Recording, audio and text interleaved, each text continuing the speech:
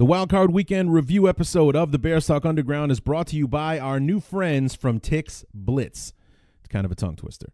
The official ticket provider of the Armchair Media Network. Unlike other ticketing providers that sneak in extra fees and unexplained service charges, at Tix Blitz, that is going to mess with me. Tix Blitz. The price you see is the price you pay. Forgive me, guys. Unnecessary fees shouldn't prevent you from seeing the sporting event, concert, or Broadway show of your choosing. Go to tixblitz.com and enter promo code ARMCHAIR at checkout to receive 5% off your total ticket purchase. That's TIXBLITZ.com, promo code ARMCHAIR. Tix Blitz. Guaranteed seats, guaranteed emotions. This episode is also brought to you by MyBookie. The NFL playoffs are here, and it's time to get in on the action with MyBookie. Make sure you're ready for the daily action by signing up with MyBookie today. They pay fast when you win. Ownership really cares about good customer service, and they offer the craziest props. Where you bet is just as important as who you're betting on, and if you want to make money during these playoffs, you got to go with MyBookie. Join now, and MyBookie will offer you a 50% deposit bonus to make sure you have a nice bankroll for the playoffs. Use promo code BEARS25 when you deposit to activate the offer. That's promo code BEARS25. At MyBookie, you play, you win, you get paid. Now let's all bow our heads and get ready for the heartbreak.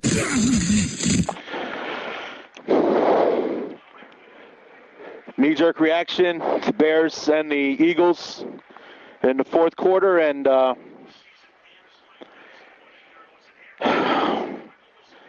it happened again. It really did. It happened again.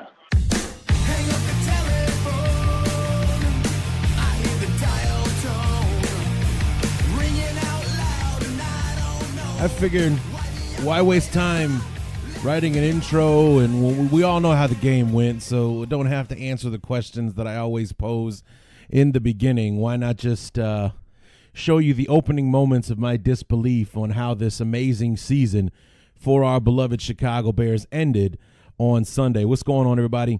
Larry D back for the Wild Card Weekend review episode of the Bears Talk Underground, and I apologize for my tardiness. I tweeted out on Monday night, just not going to be able to do it tonight, guys. I just took an extra day to kind of get over myself and my disappointment, my sadness, whatever you want to call it.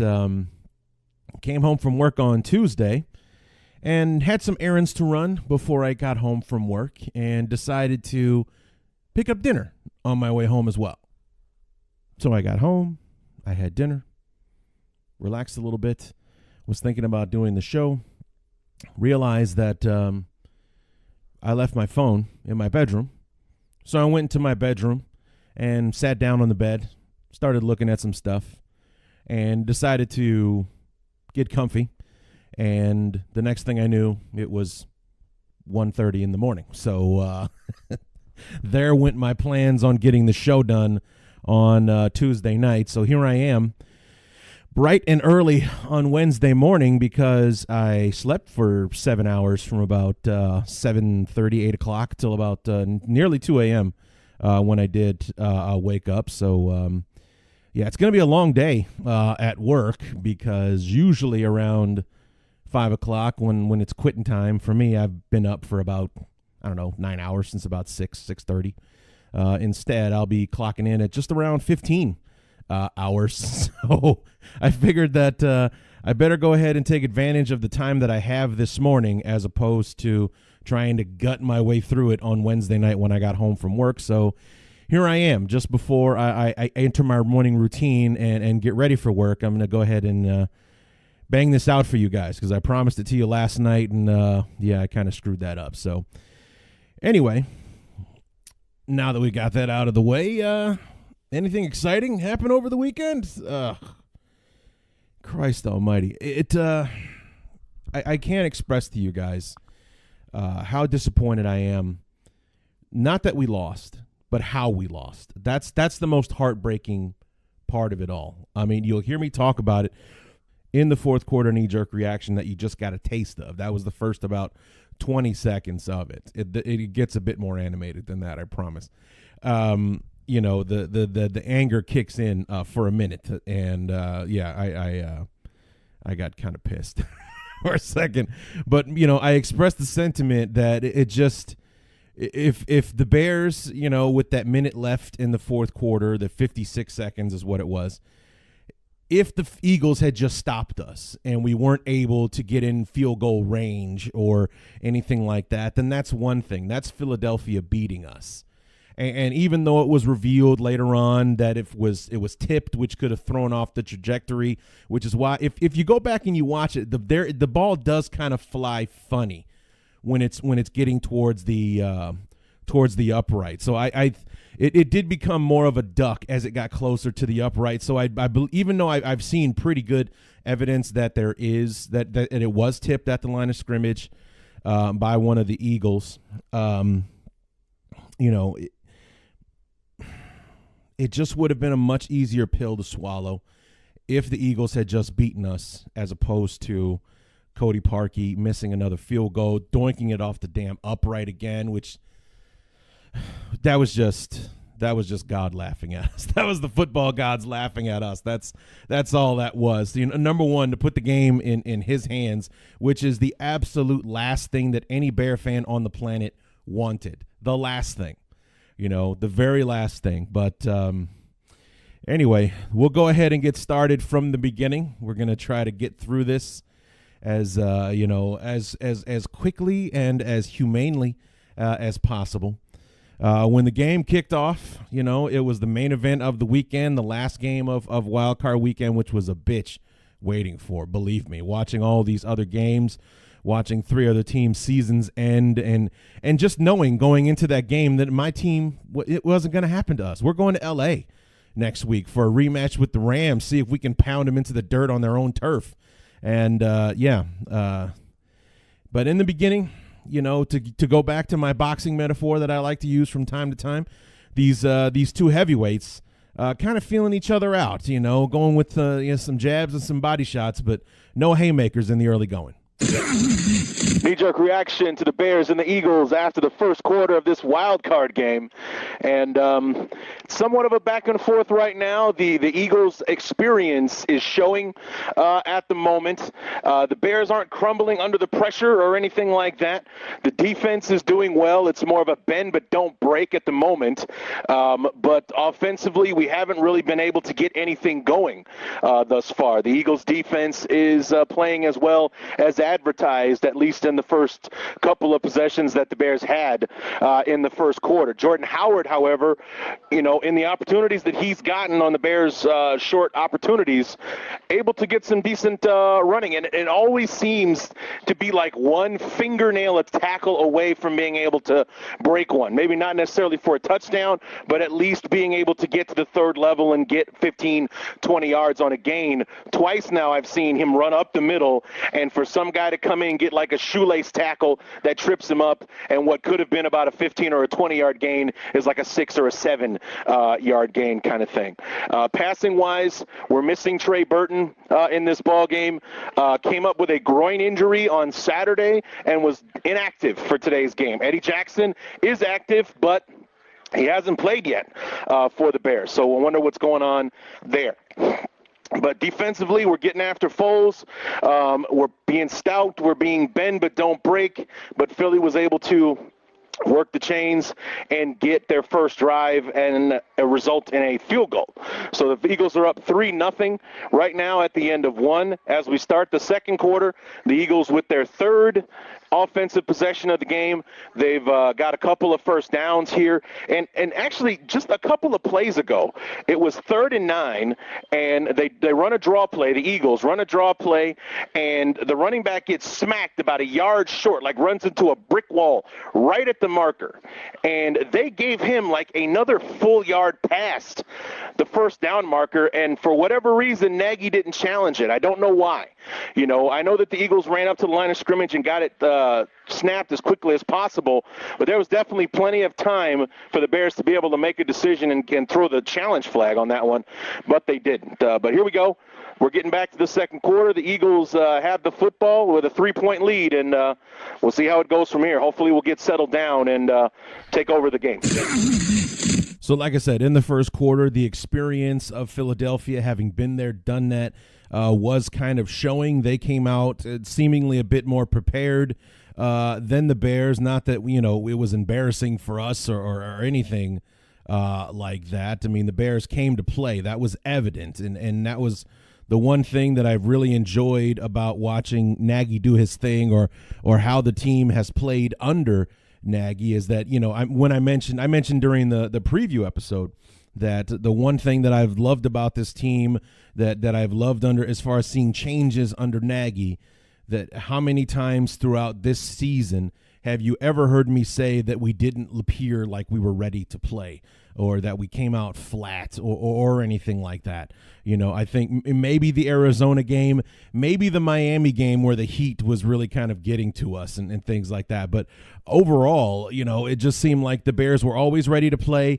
Thus was the case against the Eagles, just that they had a bit more success in the first quarter than we did, punching that first drive in for a score with the field goal. So, I mean, that was, an early punch from the Eagles, and kind of, their declaration that they came to play as well, going up against the best defensive unit in football, driving it down the field and putting points on the board. It was quite a statement from Philly. And as you heard me say, offensively, it happened a couple of times throughout the game. Actually, there was one play in particular. I think it was a 3rd and short or a 3rd and 1 type play.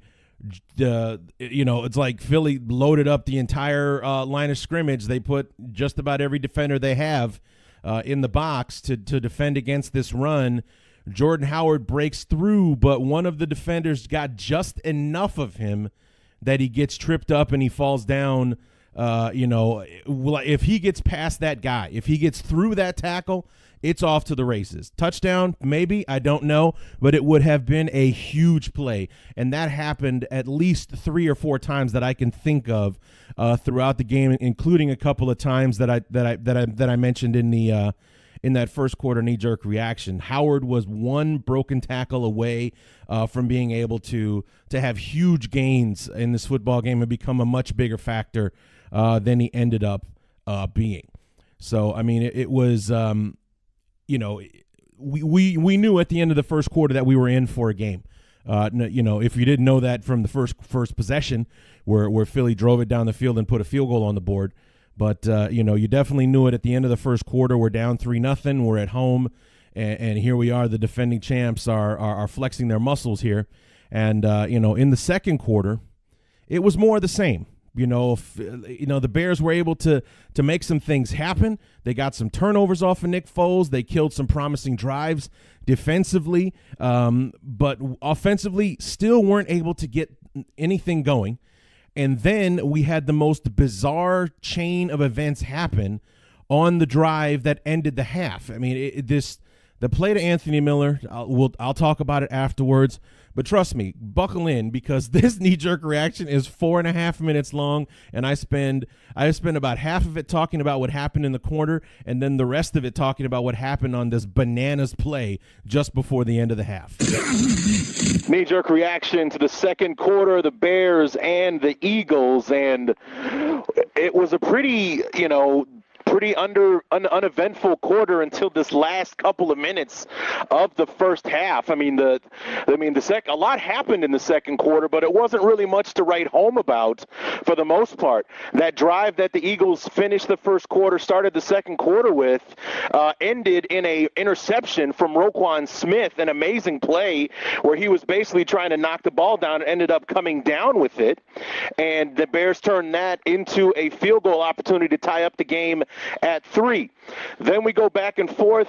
Another decent-looking drive later from the Eagles ends in an interception in the end zone by Adrian Amos. There were a couple of plays in this game, a couple of times where Nick Foles kind of floated one up, and it just looked like a throw that was just dying to be intercepted.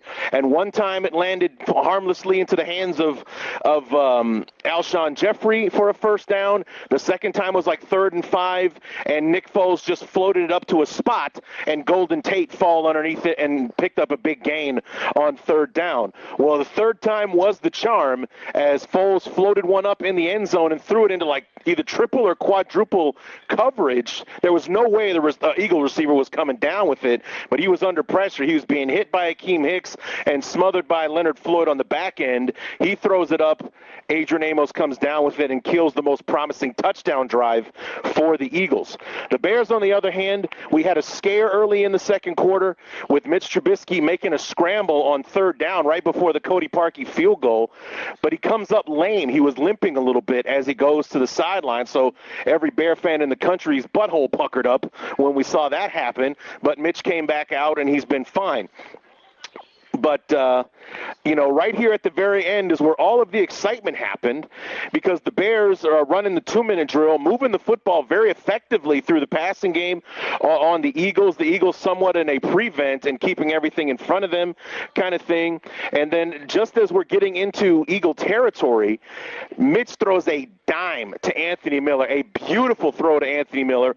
Miller makes the catch. However, Crevon LeBlanc, our old nickel corner, gets his arm in there, and basically Miller catches the ball and Crevon LeBlanc's arm at the same time.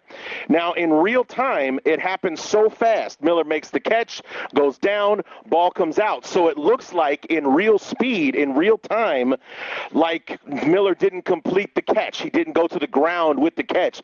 When you run it back in slow motion, Miller gets like 3 or 4 feet down before he gets tackled, and it looks like, if we're counting it as a catch, with the 3 or 4 steps that Anthony Miller took, it actually became a fumble. But no one recovered the ball because it was blown dead by the officials.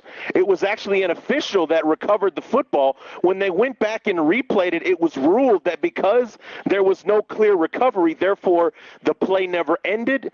The play on the field, the call on the field stood as an incomplete pass. So I don't know if that's the rule or if they were just making it up as they go, or the referees are trying to clear up their mistake. But that's how it happened. The Bears were able to get a few more yards, and Cody Parkey just added a field goal at the half to the Bears take the lead into halftime, 6-3. Now, this has been one hell of a knee-jerk reaction, almost 4 minutes long at this point. This is where the game is going to be won, here at halftime. I believe that defensively, the Bears have found their rhythm. That bend but don't break that they were doing in the start of the first quarter, they seem to be clamping down on the Eagles as the half came to a close.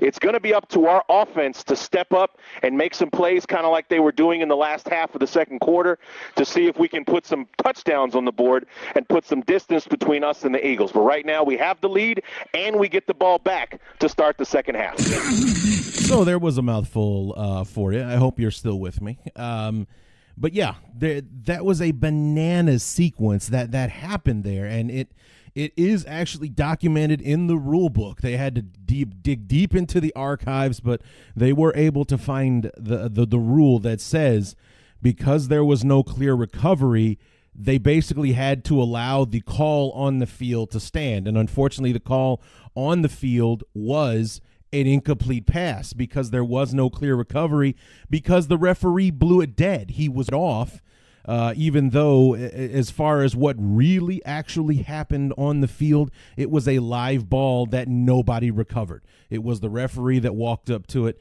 and picked it up off of the ground. So, I mean, Anthony Miller didn't do it. There were 2 other Eagles, including LeBlanc and 1 other defender in the area. Nobody picks up the football. The referee is, waving his hands in the air, walks over to it, picks it up, and then proceeds to, go along with the play. It was inside of 2 minutes, so the Bears didn't have to burn a timeout to challenge it or anything like that. It was automatically reviewable. But even after it was reviewed, it was decided that since there was no clear recovery by either squad, that they would have to even though there was a clear catch, and Anthony Miller took like 3 or 4 steps, clear steps, dragging, Crevon LeBlanc to the ground with him. They had to go with the original call on the field because that was basically the end result. So never mind the Bears being 1st and 5 at the 5. Now it's 3rd and 3 back to wherever it was they were on the field at the time, and it was, they were in field goal range, so they ended up just settling for the field goal. So I don't remember if we got the first down after that or not, but I mean, talk about what a huge difference that makes. If we're first and goal at the 5 instead of 3rd and 3 back in field goal range and what have you, we could be talking about something completely different going down just before the half. I mean, who knows? Like I said, the Eagles were playing very well on defense. The Bears were kind of slow going on offense until that particular drive. It was really the first real drive that the Bears put together as far as being any real threat to put any touchdowns on the board, which is what I was talking about there at the end. I believe that the defense, despite some of its troubles on 3rd down, believe that the defense had found its groove with Philly. That they were really getting after Foles. They only sacked him 1 time, but we were really getting after him, forcing him to make throws under duress, which is what we wanted. And, that's why I really thought it would be up to the offense to come out and put some points on the board. We started the second half with the football, so the opportunity was there. And we'll talk about what happened here in just a minute. But before I did that, I wanted to go back and comment a second on those throws that I talked about from Foles. And those 2 that he floated up there that just happened to land safely in the hands of other Eagles for first downs and whatnot. Those were the moments where we really missed Eddie Jackson, in my opinion. I mean, how many times this year was Eddie the man on the man, Johnny on the spot, this year, and so many times that we've seen him just be the in the right place at the right time. And I just had a feeling that if he was healthy and if he was playing, that he would have been there to make those plays with those balls floating harmlessly through the air and then finding their way into Golden Tate's hands for that big play. It was 3rd and 5. They got like 28 yards on that play. The Alshon Jeffrey thing was one of those where he was under duress and he just barely gets it off, and it's floating up in the air, and you're like, oh, that's a pick. That's an interception.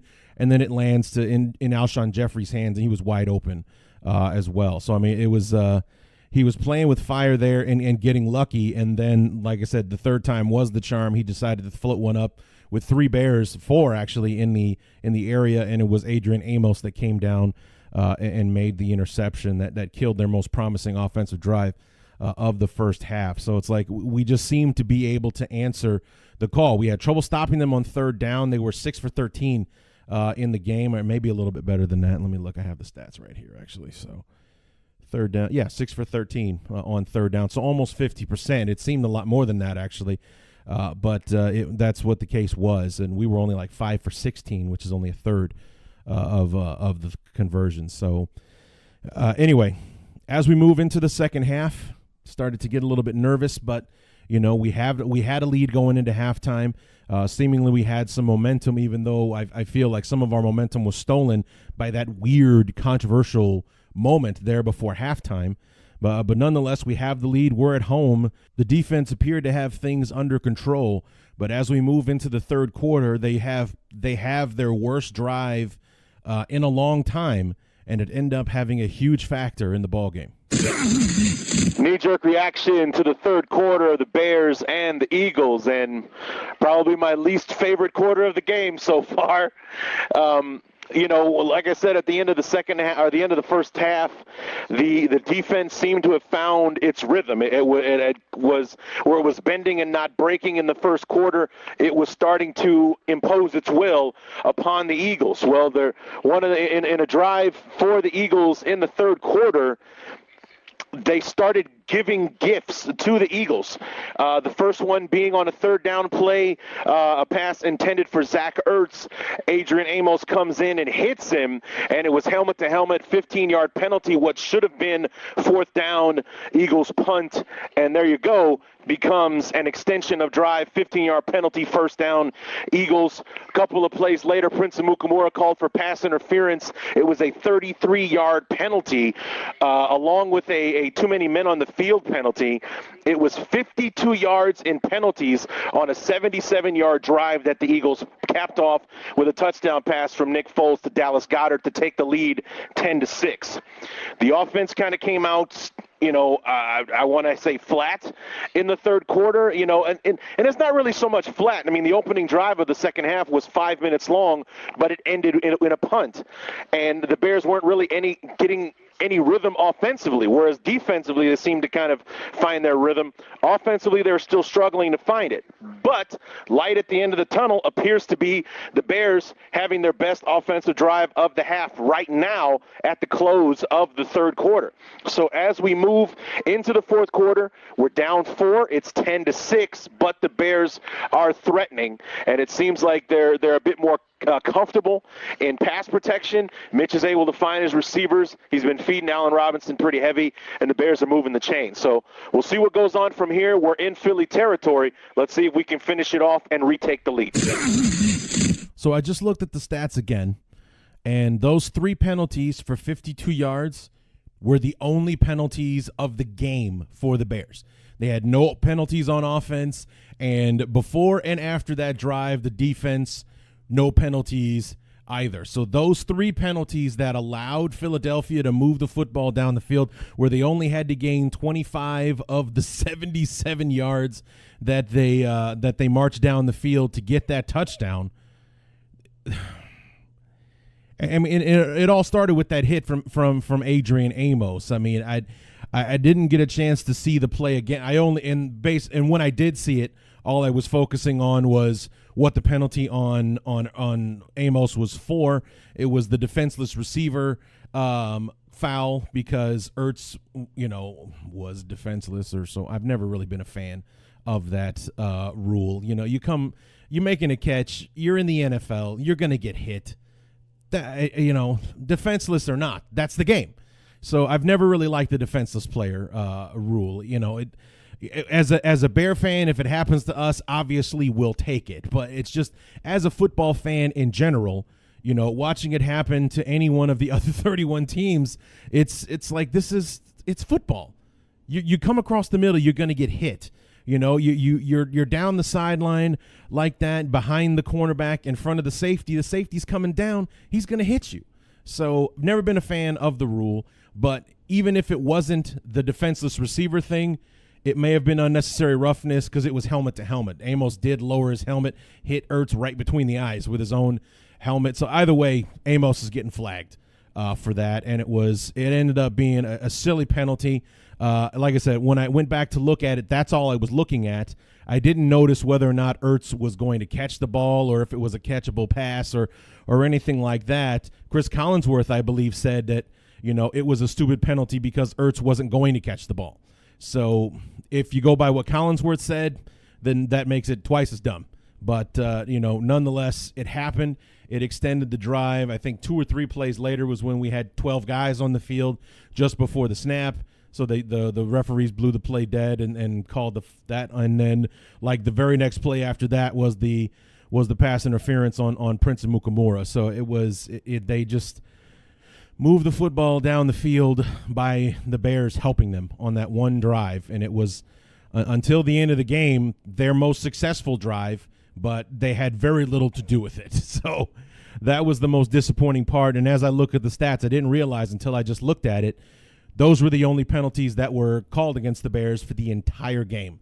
Those 3 penalties that gave the Philly their only touchdown before the 2-minute warning was the difference in the football game. And so, yeah, that's frustrating to see. And then, like I said, offensively, the first drive of the quarter was nearly 5 minutes long, but it ended in a punt. We moved the chains a couple of times, but we didn't make anything happen to establish any kind of rhythm early on in the second half. It wasn't until we started getting closer to the end of the third quarter, like with this drive that I was talking about, light at the end of the tunnel, as I said, we started moving the chains. We got into Philly territory at the end of the third quarter. We ended up settling for a field goal at the beginning of the fourth quarter, make it 10-9.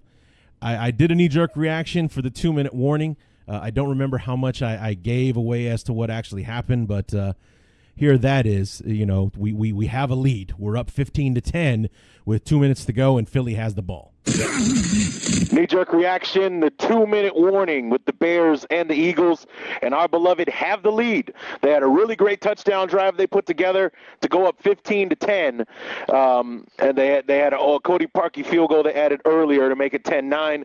The touchdown drive made it 15-10. They went for 2 and didn't get it, so it sits at 15-10 right now. What makes it nerve-wracking is that, well, like I said, we're at the 2-minute warning, and the Eagles are deep in Bear territory. They're in scoring position, and they've been kind of dinking and dunking down the field on this one. They cannot run the football against the Bears, and it's all passing. And while the Bears have done a fantastic job hitting Nick Foles, they haven't done a good job getting to Nick Foles. You know what I'm saying? And it's the Bears need a big play here. They need a big play to force a field goal and force Philly to try to use up their timeouts to get the ball back and do the onside thing and all that kind of stuff. So this is a super stressful game. We knew it was going to be tight. We knew it was going to be close. But even though it's 5 points, Philly needs to score a touchdown. The Bears have been bending but not breaking. But here we go. We're coming back from the break on the 2-minute warning, 15-10. Let's see where we're at 120 seconds from now. So we have the lead, but Philly's moving the ball. I just went back to look to double check. We only gave up 1 third down conversion on that drive. It was the 3rd and 9 throw to Alshon Jeffrey, which how much did it just piss you off that how hyped up Alshon Jeffrey was at everything that he did in the game? The very little that he did do, but the catches that he made were critical. And he was, waving to the crowd, putting his hands up to his ears. What a dick. Anyway, but nonetheless, there we go. In the final 2 minutes, Philly is threatening. We have this lead. We kind of glossed over not getting that 2-point conversion, which was much more important, after what happened in the final minutes of the game. After I did that knee-jerk reaction, I'll talk about that here in a bit. But we go there. We regain the lead.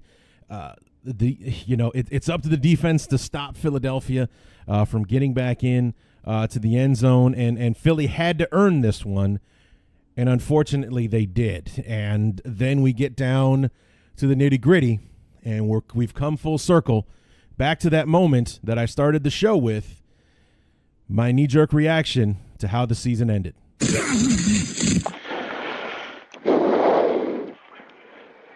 Knee-jerk reaction to Bears and the Eagles in the fourth quarter, and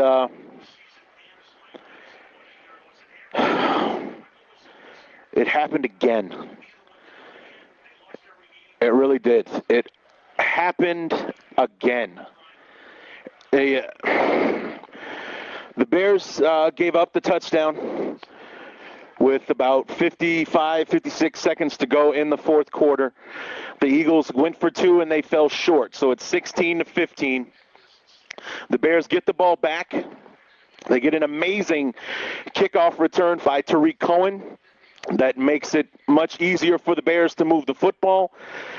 Mitch Trubisky was fantastic tonight. He was awesome. He started out slow, was a little iffy in the beginning, but as the second half progressed, he stepped up. He was the one that helped get us to where we got here in the fourth quarter. A couple of really great throws to Allen Robinson got the Bears in field goal range. And for the 6th time this year, Cody Parkey bangs it off a goddamn upright, and the season is over. Just like that, this magical season where we could have won the Super Bowl, it ends because of a goddamn kicker. Not because our defense came up short. We only allowed 16 points tonight. Not because our offense didn't get it done. Obviously, we didn't score enough to win, but the offense put themselves in a position to win it, and it was the kicker that once again sinks us, doinking it off the goddamn upright.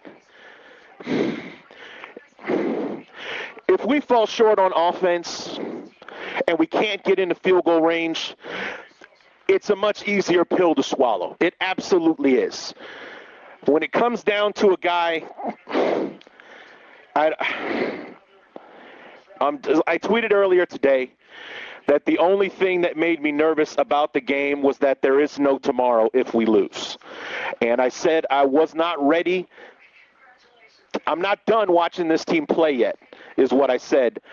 And that's exactly what happened. I'm done watching this team play. And the 2018 season is over for the Bears because of Cody Parkey and his inability to answer the call. Everybody else did, not Cody Parkey. So, yeah, you saw me there, or heard me there, I should say, at times having trouble finding the words. You know, what did I want to say? What did I want to express in that moment? And in that moment, I was feeling no empathy, sympathy whatsoever for Cody Parkey. Wasn't aware at the time that and it's been an official change by the NFL. It's not a missed field goal. It's a blocked kick now. Apparently the evidence was enough for them to actually change the official ruling on the actual kick itself. So, we've been having this discussion the last couple of days online on Facebook. Doesn't that also fall on the kicker, the ball getting blocked? And in a way it does, but at the same time, with the tiniest piece that guy got of the ball, I mean, so much that there are people out there who don't think that he got it. It becomes more of a good play on his part than it does a bad kick from Cody Parkey. And I know that nobody wants anybody defending him right now, but that's just how I feel. He still missed the kick. It still happened. It doesn't change anything. It doesn't change the outcome of the football game, but it does change things. It does change. It didn't change how I felt about Cody Parkey at the moment and going forward. So do I want the guy back next year? No, I don't, because of the year that he had. Not because he had that moment, but because of the year that Cody Parkey had. We lost the Miami game. If we win the Miami game, we're 13-3. Because of our head-to-head win over the Rams, we're on the bye week. We're just now going to be playing this week. We're going to be hosting the Dallas Cowboys on Sunday, or maybe the Rams are coming to us in Soldier Field if they had gotten past the Eagles or whatever, But that's what happened. So it just it sucks that he had a bad year. He most likely will be back though. So I want you guys to all brace yourselves for that. The likelihood of the Bears cutting Parkey in the offseason, very, very low. Very, very low because of the contract that we signed. His contract for next season, or his salary for next year is fully guaranteed, and it would cost us more to cut him than it would to keep him. So at the very least, expect the Bears to sign or draft another kicker, I would say. That is going to be competition, and if Parkey loses his job in training camp, then so be it. I guess the Bears will take that after, we'll take that and just deal with the dead cap money for 2019 if he can't win the job or keep the job in training camp. That is a more likely scenario than Cody Parkey being sent off to pasture during the offseason. So I want everybody to brace for that. I want everybody to get ready for that. And also stop talking about Robbie Gould. For the love of holy Christ, guys. I mean, obviously that doesn't look like a good decision by Ryan Pace now. At the time, it was the right call. It was the right move for everybody involved because I guess Robbie just needed a change of scenery because he's been stellar since we let him go. But not only did the Bears cut him at the beginning of 2016, he was lousy in the preseason. He actually cost us a couple of games in 2015 and wasn't his reliable self anymore. It was the right move to make. And not only did the Bears let him go, but nobody picked him up. So it wasn't like, oh shit, Robbie Gould is available. Let's go and get him. That didn't happen. He was added to the Giants mid-season, and that was after the Giants kicker went down with an injury. So when he kicked against us in 2016, when the Bears traveled to the Meadowlands in 2016, he had only been on the team for a week, maybe two at the time. We played them week 10 or 11 in 2016. So everybody just needs to stop with the whole Robbie Gould thing. Hey, Robbie Gould this, Robbie Gould that. it sucks that he's gone. It sucks that we had to let him go, but it was the right time at the time. It was the right move for everybody involved. Okay, Robbie was able to go, and then you change the scenery, get his second win in his career, and he's a free agent, so he's going to make some money in the offseason. Everybody's talking about how they want the Bears to sign him. That would be great. I don't know how that's going to happen, though. Kickers aren't as expensive, but he's not going to be a cheap kicker, especially after the year. He only missed one kick all year this year. He's not going to be a cheap guy to sign this year, and kickers can kick till they're 90, so even though Robbie Gould's like 34, 35, he's still got, at least, 5 to 6 good years left before. I mean, not everyone can be Vinatieri kicking until he's 46 right now in the playoffs with the Colts, but, everybody just stop with Robbie Gould. I love Robbie Gould. I miss Robbie Gould, but we cut Robbie Gould at the right time.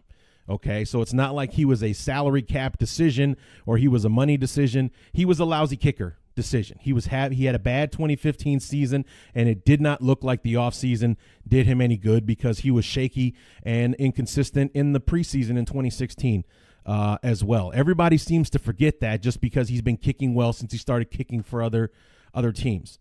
Okay, so what that says is being cut by the Bears was the right decision, and it was the best thing for him as well because he was able to move on, refocus, take some time off. He comes back when he gets another shot, and now Robbie Gould is Robbie Gould again. So, but everybody needs to let that go. Stop talking about what a mistake that was for Ryan Pace because it was the right decision at the time. Okay, everybody seems to forget that, and it pisses me off actually that everybody keeps talking about how great Robbie Gould has been since the Bears cut him, forgetting the fact that he almost sat out the entire 2016 season. That's how anxious the rest of the league was to have Robbie Gould in 2016. He's made the most of the opportunity that he got since he got cut, and God bless him for it. He's one of my favorite Bears because he was an awesome kicker for over a decade for us. But when we let him go, it was the right thing at the right time. So everybody just let it go. Let it go. Now, back to the fourth quarter. What happened, and it sucks. It really does. And that 2-point conversion ended up being a much bigger deal than it was being played as at the moment. We get that 2-point conversion. It's 17-10. And then if Philly drives the field and scores a touchdown, they've got a decision to make. Do they want to go for 2 and get the hell out of Dodge? Do they want to kick the extra point and take their chances in overtime? It's an interest. It puts all the pressure back on Philly. And if everything plays out the way that it did, when they go for 2 at the end and don't get it, the Bears win the game there. So I mean, we had plenty of opportunities to win this football game. The defense with that very uncharacteristic like drive with all the penalties, and like I've said a few times this year, it's all going to come down to which team makes fewer mistakes. And in this football game, despite Nick Foles and his 2 interceptions, it was the Bears that ended up making more mistakes in this game. The 3 penalties in one drive, that's more than 2 interceptions right there, because in a game where points were at a premium, 31 total points scored in the game, those 3 huge mistakes right there. At the very least, you can count 2, that 33-yard pass interference penalty, the 15-yard unnecessary roughness that extended the drive on 3rd down of all things. That knots us up 2-2. The missed 2-point conversion, there's another mistake. I mean, the Bears ended up making more mistakes than Philly. That's why Philly is on their way to New Orleans, and we're not on our way to California to play the L.A. Rams. That's why I'm doing this show on Wednesday morning, because I was depressed as opposed to doing it on Victory Monday. So it's a heartbreaking thing. You heard me say, it'd be one thing if Philly had beaten us, if they stopped us from getting close, if we had to do a whole Hail Mary thing to try to win the game at the end because we couldn't get close enough for a field goal, or God forbid, while we're driving the field, we've used our last timeout and Mitch gets sacked and we can't get back to the line of scrimmage, and all those scenarios where the Bears come up short, then Philly just beat us. Then that's all it was. But for this season, with that defense, with the way that Mitch was really cooking there at the end, it looked like we done it. We had done it. We got ourselves in field goal range. We did what we were supposed to do. We're the better team here. Therefore, we have the advantage at the end. It's on us. Are we going to win this game or not? And Philly got by a fingernail, literally. Philly just Philly beat us to it. Philly beat us on Sunday. So, I mean, it really sucks. And, but hindsight being what it is, I feel terrible for Cody Parkey. I mean, just imagine if that was you. How bad would you feel if something like that had happened? I mean, even if he hadn't missed all those kicks or had that day against Detroit and he misses it or bangs it off the upright or anything, either way, no matter what happens, season is over. No matter what kind of year he had, he could have been like Gary Anderson for the Vikings back in the day. Guy hadn't missed a kick in 2 years. He makes that field goal for the Vikings in the NFC Championship game. They've got a 2-scored lead with 2 minutes to play. They're going to the Super Bowl. Instead, he hooks it wide right, sets off a chain of events for the best team to never make a Super Bowl to not make the Super Bowl. So, it doesn't matter what kind of year that he had. In that moment, it was all on him, or at least that's how it appears.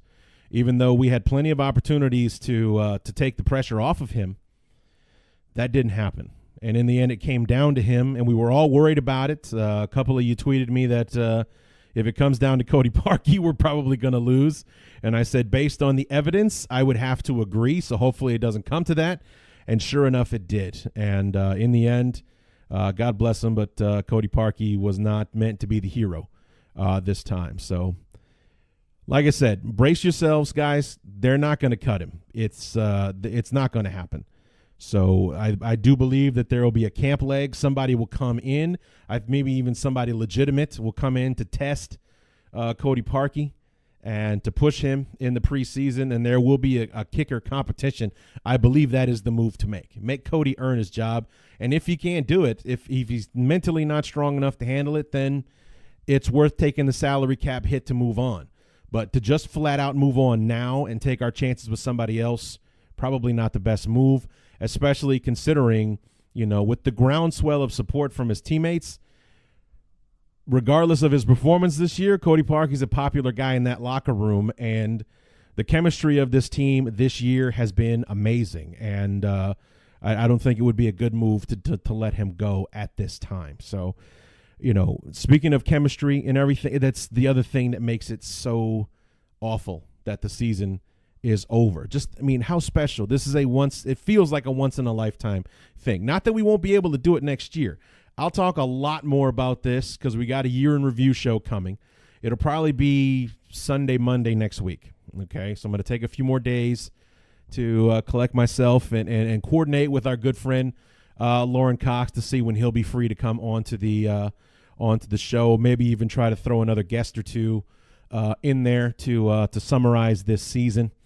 But it's been a tough pill. And the Bears will bounce back. I've been saying even before the season started, even after the Khalil Mack trade, I felt like I've been feeling like all along I thought that 2019 was going to be the year. Okay, and I was texting with a buddy of mine who was trying to console me via text after the game that but 2019 that's going to be a big year and everything. And then I said to him, and I'll say it to you now, and I have kind of been preaching this all along, even with this amazing season that we had, was that I thought all along that 2019 was going to be the year. Year 2 under Nagy, we're not learning an offensive system. We're exploring we're tweaking it now. We know what we like, we know what we don't, we know what works, we know what don't. That kind of thing. Year number 2 for Trubisky, his first season where he doesn't have to learn a new offense from scratch. He knows this. He already knows the basics. Now it's time to get into the advanced levels and really learning and getting deep into the offense. An off season of being able to train with all these guys, a second full off season, full OTAs and training camp for Khalil Mack and Roquan Smith and whoever it is the Bears might want to add, because you have to believe that after the year that we had and the way that Nagy has become, known for being able to connect with players, even though we don't have much salary cap space, people are going to be clamoring to play for the Bears in 2019. So, I mean, we've become a free agent destination. You would have to think after the way this season went. So, I mean, brighter days might be ahead. And what I told him was, I thought all along that 2019 would be the season. After the way that this year went, I know it is.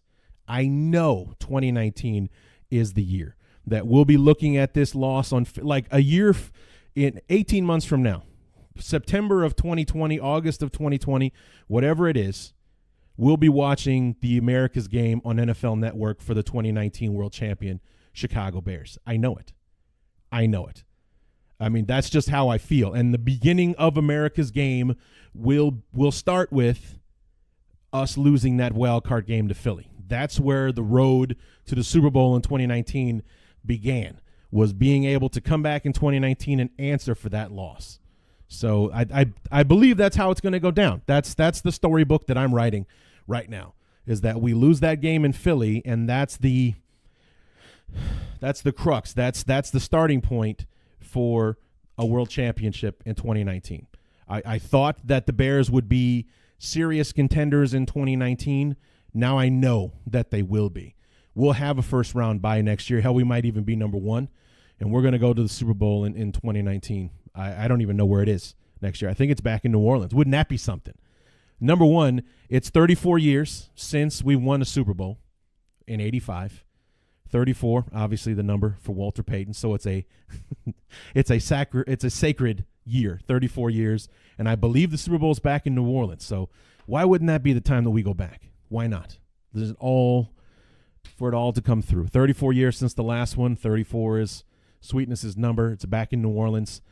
And so are the Bears. So I'm calling it now. We're going to the Super Bowl next year.